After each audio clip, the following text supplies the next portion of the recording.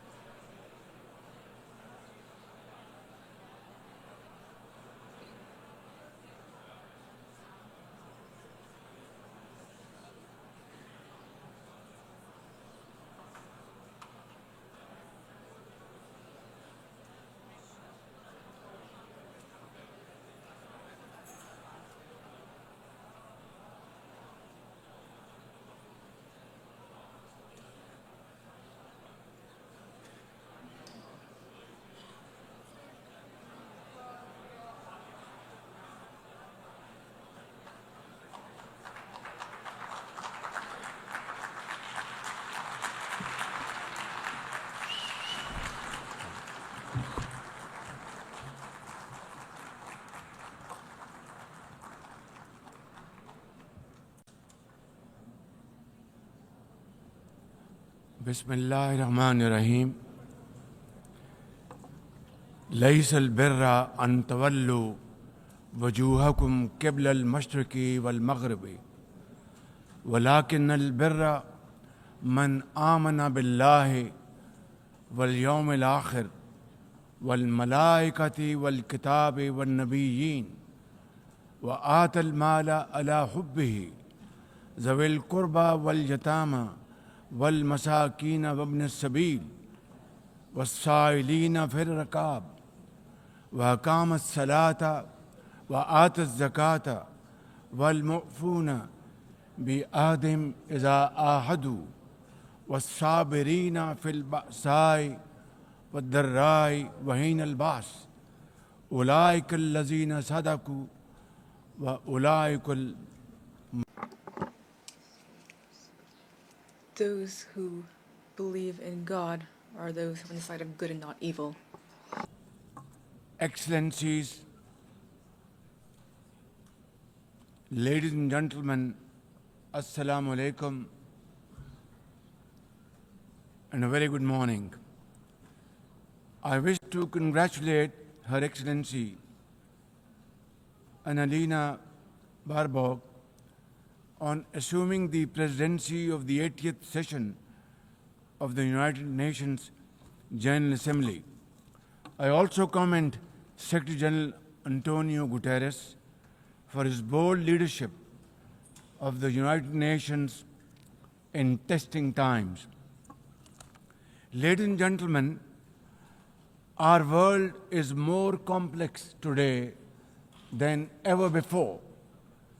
Conflicts are intensifying, international law is being brazenly violated, humanitarian crises are multiplying, terrorism remains a potent threat, disinformation and fake news undermine trust, climate change threatens our very survival, and more so countries like Pakistan. Today, multilateralism is no more an option. It is need of the hour. Excellencies, Pakistan's foreign policy, guided by the vision of 𝐑𝐞𝐥𝐚𝐭𝐢𝐨𝐬 Muhammad is based on peace, mutual respect, and cooperation. We believe in the peaceful settlement of disputes through dialogue and diplomacy. Last year, from this very podium, I had warned that Pakistan would act most decisively against any external aggression. Those words of mine proved true. I hope it didn't. But then that is destiny. When in May this year, my country confronted unprovoked aggression from our eastern front, the enemy came shrouded in arrogance. We sent them back in humiliation, delivering our bloody nose. Excellencies, India sought to extract political gains from a human tragedy by spurning my sincere offer of an independent international investigation into the Pahalgam incident. Instead, it attacked our cities and targeted our innocent civilians. When our territorial integrity and national security were violated, our response was in accordance with the right of self-defense under Article 51 of United Nations Charter. Our valiant armed forces, under the stellar leadership of Field Marshal Syed Asim Munir, mounted an operation of stunning professionalism, bravery, and acumen, repulsing the enemy's attack under Air Chief Marshal Zahir Babar Sidhu. Our falcons took flight and etched their answer across the skies, resulting in 7 of the Indian jets turned to scrap and dust. A decisive response.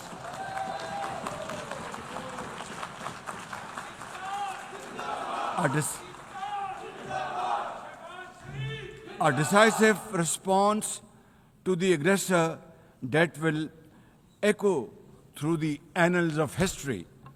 To the fearless architects of this victory, to every officer and soldier, heirs of our martyrs, their names are forever engraved in glory. To the mothers of our martyrs, their courage guides our path forward, and their sacrifice shall never be in vain, inshallah, God willing. And to every Pakistani, you stood as one unbreakable wall, a bunyanum marsus. Excellencies, though in a position of strength, Pakistan agreed to a ceasefire facilitated by President Donald Trump's bold and visionary leadership. We express our deep appreciation to him and his team for their active role in bringing about the ceasefire. President Trump's efforts for peace helped avert a more threatening war in South Asia. Had he not intervened timely and decisively, the consequences of a full-fledged war would have been catastrophic. Who would have lived to tell what happened? And therefore, in recognition of President Trump's wonderful and outstanding contribution to promote peace in our part of the world, Pakistan nominated him for Nobel Peace Prize. And I think this is the least we could do for his love for peace. And I think truly he's a man of peace. Ladies and gentlemen, we're also grateful to our friends and partners, including China, Turkey, Saudi Arabia, Qatar, Azerbaijan, Iran, UAE, and of course, UN Secretary General for extending their diplomatic support to Pakistan at this crucial time. Excellencies, we have won the war, and now we seek to win peace in our part of the world. And this is my most sincere and serious offer before this August Assembly of the World Nations.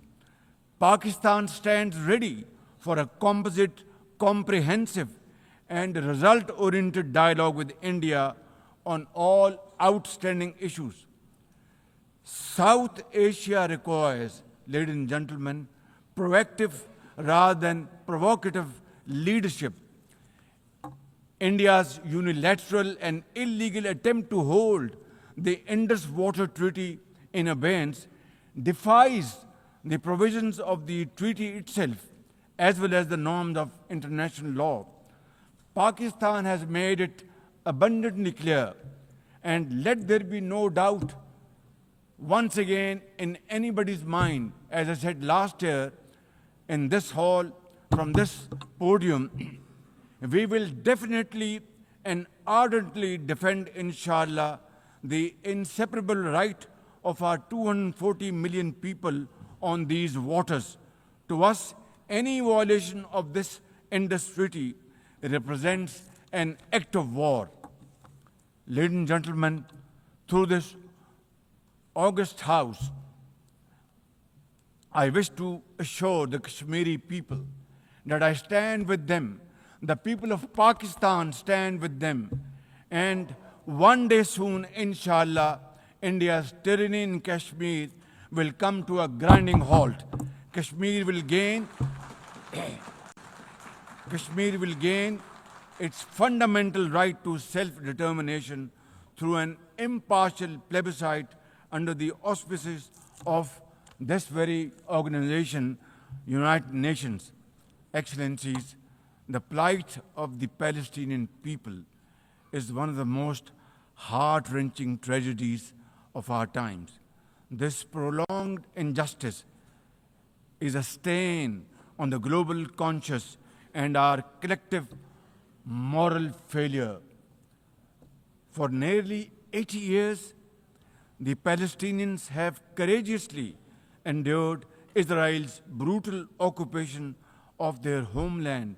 In the West Bank, each passing day brings new brutality, illegal settlers who terrorize and kill with impunity, and nobody can challenge them and question them. And in Gaza, Israel's genocidal onslaught has unleashed unspeakable terror upon women and children in a manner we have not witnessed in annals of history. In blind pursuit of its nefarious goals, the Israeli leadership has unleashed a shameful campaign against the innocent Palestinians, which history will always remember as one of its darkest chapters. But speak we must, Madam President, we must speak, and speak loud and clear. Our words are too little, too late for Hind Rajab, a child, nay, a little baby. We have all heard her trembling voice on that phone call, which little Hind made as she struggled to stay alive under Israeli onslaught and atrocities. Can you imagine that little girl, Hind Rajab, as if she was our daughter? Can you imagine not having the compassion to spare her life? My agony and the agony of the entire Muslim Ummah, indeed, I think, the agony of all the nations on the planet is that we failed Hind Rajab, and she will not forgive us in this world and the world hereafter. As they say, ladies and gentlemen, the smallest coffins are the heaviest to carry. I, for one, would know for I too carried the tiny coffin of a 7-year-old Irtiza Abbas during the recent confrontation with India. He was only 6 years old. Therefore, we cannot and we must not fail these children of Gaza or any child anywhere in the world. We must find a path to a ceasefire now and just now. Pakistan firmly supports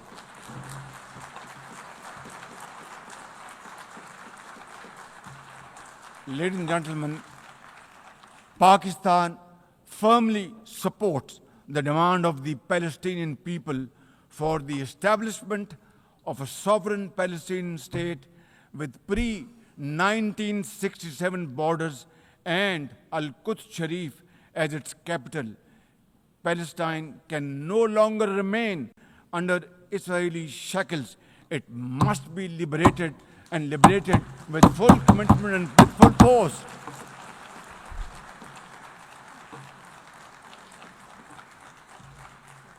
Excellencies, as far as Pakistan is concerned, we were among the first to recognize Palestinian statehood in 1988. And now we welcome the recognition of the state of Palestine by a number of countries recently around the globe, and urge others to also follow suit, because time and tide wait for none.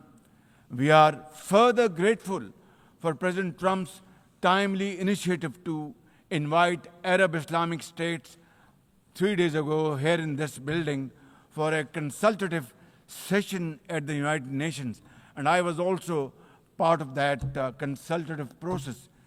And I think, and I hope and pray to God that it has rekindled hope for a ceasefire in the nearest future, for which the credit must again be attributed to President Trump for this peace initiative. Excellencies, Israel's recent attack on Doha and its continued violations of the sovereignty and territorial integrity of numerous countries is reflective of its rogue behavior. Pakistan stands unwaveringly with our brothers and sisters in Qatar. We also support all efforts for a peaceful resolution of the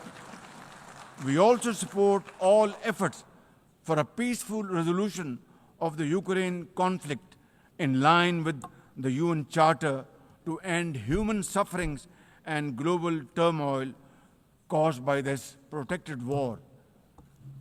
Madam President, Pakistan condemns terrorism in all its forms and manifestations. For over 2 decades, Pakistan has been at the front line of global counter-terrorism efforts, having suffered over 90,000 people. We lost 90,000 people of our country, babies, children, mothers, sisters, brothers, elderly people, doctors, engineers, and also suffered economic loss of $150 billion. Please tell me, put your hand on your heart, that what can be a bigger manifestation of our commitment to fight terrorism and erase it not only from the face of Pakistan, but from the face of this global world. And I believe a man killed in New York is a man killed in Lahore. A man killed in Islamabad is a man killed in London. It's a global village. So I think unless and until terrorism is defeated hands down, this world will not be a peaceful place to live. And for that, Pakistan's sacrifices are probably the biggest around the globe. It must be respected and appreciated, because we are a bulwark. Had these terrorists not been encountered by us, they would have been roaming on the streets of New York and London and God knows Far East. So I think this is our humble contribution, not only for the people of Pakistan, but the people all over the world.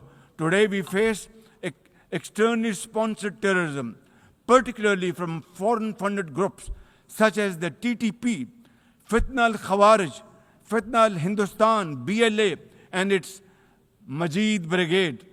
Operating from Afghan soil, these groups are responsible for some of the most heinous attacks inside Pakistan, including the dastardly Jafar Express train incident earlier this year, the train was hijacked and 400 people were kept for days and weeks.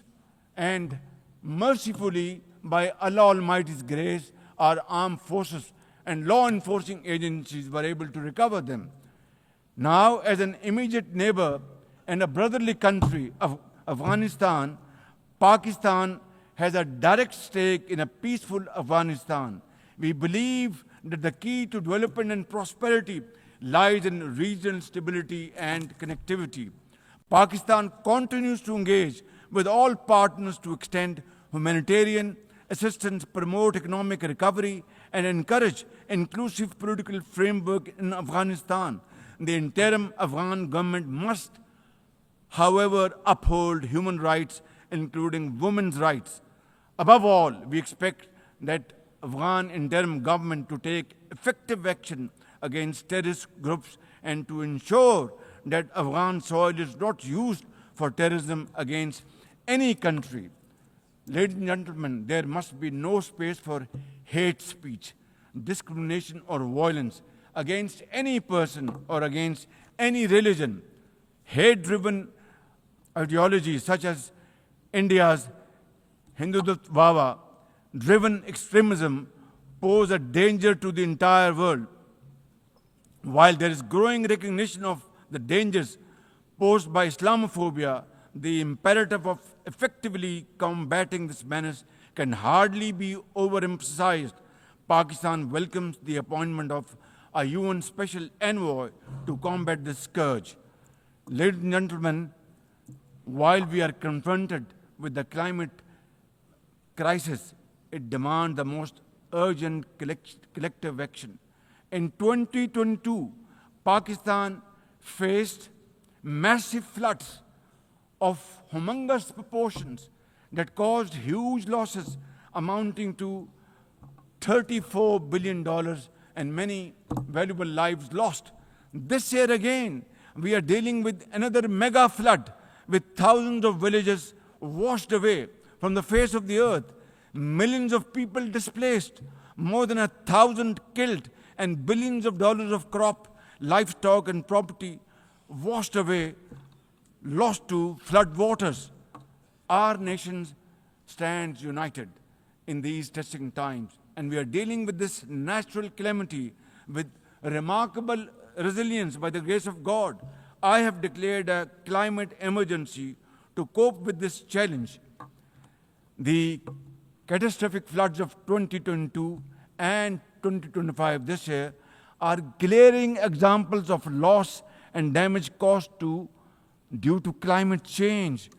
Pakistan, to the contrary, my honorable guests in this hall and through the cameras around the globe, Pakistan contributes less than 1% of global emissions annually, yet it continues to face the relentless brunt and muddy waves of climate change. And then we are told to borrow loans and add on to our debt, huge debt pillars we have over the period of time. This is not fairness. This is not equality. This is not justice. This is not fair play. How can you expect a country which is a developing country facing humongous flood challenges every year due to climate change and no fault of ours, and yet we are told to borrow more loans? I think borrowing loan would be destroying your economy. We will be better off than not borrowing loan and standing on our own feet, working hard, tirelessly, blood and sweat, and we will, inshallah, make Pakistan a great country, inshallah. Ladies and gentlemen, while we deal with climate change, I bear good tidings on the domestic economic front. Socio-economic development and the welfare of our people are among my government's foremost priorities. we have successfully implemented deep-rooted structural macroeconomic reforms, modernized and broadened our taxation system, intensified efforts to mobilize productive investment, and embraced digitization, AI, and crypto as the tools of the future. Strategic partnerships, including our all-weather cooperation with China through the China-Pakistan Economic Corridor under President Xi Jinping's landmark Belt and Road Initiative, are contributors to our progress as I speak. I admire the vision and foresight of President Xi Jinping, whose recently launched Global Governance Initiative, along with other global initiatives, offers a comprehensive framework for a more just, fair, and inclusive development. Excellencies, as a non-permanent member of the UN Security Council, Pakistan is playing its constructive role in conflict prevention. The unanimous adoption of Resolution 2788 under our presidency of the Council has renewed our collective commitment to multilateralism, respect for the UN Charter, and effective implementation of UN Security Council resolutions. Excellencies, at the end, let me assure you that Pakistan will always stand for peace, justice, and development, for a revitalized United Nations, and for cooperative and multilateralism that is fair and inclusive and delivers for all. Therefore, let this 80th anniversary not simply commemorate history, let us make history and chart a future for the next 80 years with these United Nations as enduring hope for global good.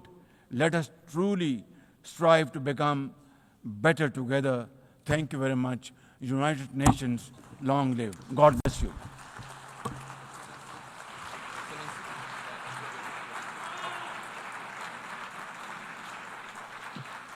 On behalf of the Assembly, I wish to thank the Prime Minister of the Islamic Republic of Pakistan.